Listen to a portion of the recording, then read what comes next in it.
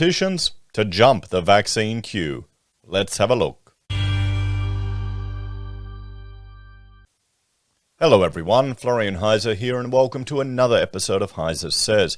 Grab your stein of coffee because, well, this is just ludicrous what we're seeing here.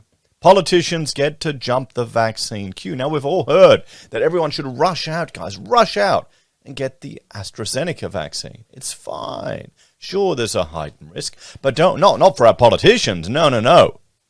They get to jump the queue and get the Pfizer one, the good one. You know, the one that everyone wants, if they want it. And now, before we have a look at this article written by Jill Paulson for the Courier Mail, I need to ask, could this just be 4D chess? Are our politicians that smart? Or our chief health officer thinking, okay, if I let the politicians get it all, then all the people will get frustrated and rush out? I doubt it.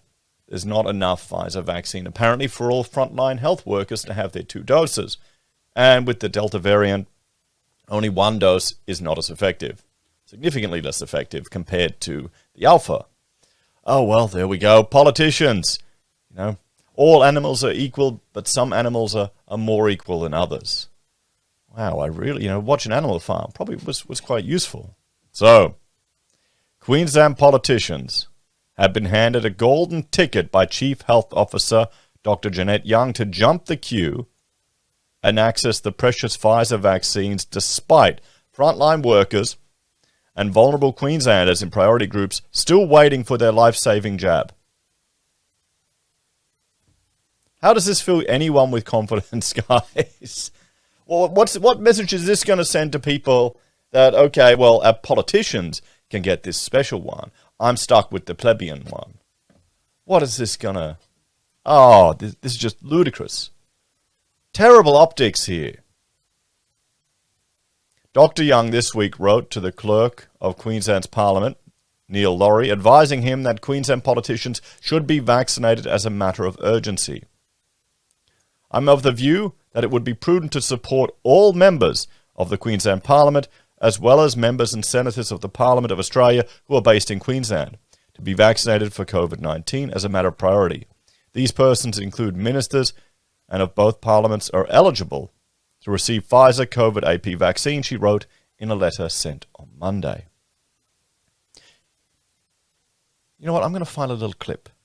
So I've managed to do some sleuthing on the internet, and I've found footage of Queensland Parliament when they made this decision, everyone. I think it's going to be quite shocking and confronting. So sit down, grab your stein of coffee, and prepare yourself. Okay? Are you ready? Are you ready in the comments, guys? Okay. Rations were shortened for the workers, but the pigs, by virtue of their brain work, were plentifully provided for. I know that's confronting to see every time you look inside Parliament, but there you have it, everyone. Hey? Animal Farm was meant to be a warning, not a strategy. Politicians are able to use a printout of the letter as evidence of their eligibility so they can book an appointment. Some of the politicians who are now eligible for a shot include Queensland Environment Minister Megan Shelton, who is 28 years old, and LNP member for Bonnie, Sam O'Connor, who is 29. Well, there you go, you young politicians. That's it. Meanwhile, more than 200,000 Queenslanders who are on the waiting list to receive the Pfizer jab can't yet make a booking, with Dr. Young saying last week that Queensland currently only had enough Pfizer for second doses and critical frontline workers. Well, there you go, everyone. There you go. But don't worry, the pigs, by virtue of their brain work, are adequately provided for. Dr. Young did not respond to questions yesterday about why politicians had been prioritised when some people in priority groups were still waiting, but a Queensland Health spokeswoman reiterated a passage in the letter that says, the Queensland Parliament and Federal Parliament are vital to the functioning of democracy in our state and Australia more broadly. Why do you even need to bother with the Parliament? Just put in rule after rule after rule. Just dissolve it. Come on, imagine all the savings you've got there. There you go. I'm being facetious, by the way. Members and senators are often required to travel to Brisbane or interstate to fulfill the democratic obligations of their roles for these reasons. Well then, give them the AstraZeneca. It is essential that members of Parliament are protected from COVID-19, Dr. Young's letter said. The letter has been slammed by breakaway unions, the Nurses Professional Association of Queensland, and the Teachers Professional Association of Queensland as appalling.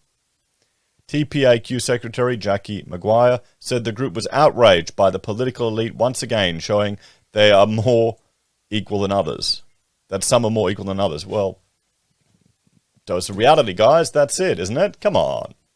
The TPA, you want socialism? You're getting socialism. This is what you voted for in Queensland, everyone. The TPAQ is calling for the CHO to rescind her letter and issue a new letter allowing frontline workers like teachers to be prioritised. Well, see, okay, this isn't very noble. They just want it for their little clique. I mean, that's unions. NPAQ Secretary Angus Hopkins Pearson said there were still nurses who hadn't been vaccinated, including students who were about to be blocked from studying because they haven't had the jabs. Earlier this year, politicians also received a pay rise, despite the rest of the public service, including nurses, having their wages deferred. Oh no, they had it deferred. Oh no. What about private businesses that have been completely destroyed? This is the thing, when civil servants are removed from reality. They really are. Let's just bring this up here about the comparison between the private sector and the civil service sector with regards to wage rises.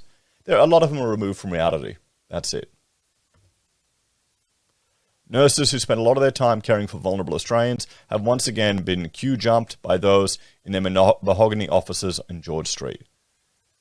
But AMA Queensland President Professor Chris Perry said it was imperative that politicians lead by example and were vaccinated as soon as possible with the appropriate vaccine for their age group and risk profile. Well, no, everyone's allowed to get the AstraZeneca now when you're younger because of maybe the politicians should bear the burden for the dodgy leadership of our nation. Tying us in bed with one manufacturer. Maybe. You'd think. Pay the consequences, pay the price. Politicians need to follow the same advice as the public and have AstraZeneca if they're over 60 and Pfizer if they're under 60, he said. Doesn't that change depending on political winds? I thought that changed. This is the problem. We're getting such conflicting advice all the time. A spokeswoman for Queenslanders with Disability Network said there were still people with a disability in the 1A category of the vaccine rollout that had not received their jab. On Friday, Queensland Health sent an email to thousands of Queenslanders waiting patiently for their vaccine, letting them know, we have not forgotten you, but reiterating that only priority groups, including healthcare workers, hotel quarantine workers, airport workers, police and aged care and disability workers, were able to be vaccinated at this time. A spokesman for the Premier said the majority of MPs were already vaccinated, and it was up to them how they got the jab. No one is taking the place of those workers who can go to any vaccination centre and go to the front of the queue, the spokesman said. MPs are out in the community and regional MPs travel between their electorates in Brisbane. The last thing we need is for an MP to take the virus back to their communities, especially the Delta strain. Still, guys, does it look good? What do you think? Do you think it is a strategy to encourage people to rush and get their vaccines? Keep it away from the politicians. Or is it just an example of, the pigs feeding at the trough because of their brain work? What do you reckon, everyone? Let me know your thoughts and opinions on this one in the comments down below. If you're a fan of the channel and enjoy the content I create here, there are a few ways you can support us. You can join us on YouTube or Patreon. Sign up for our affiliate links at Amazon, eBay, Independent Reserve or AussieBroadband. You can buy merch from HeiseSays, use Gold Pass from the Perth Mint, or support us via PayPal. Take care, and I'll see you next time. Bye for now.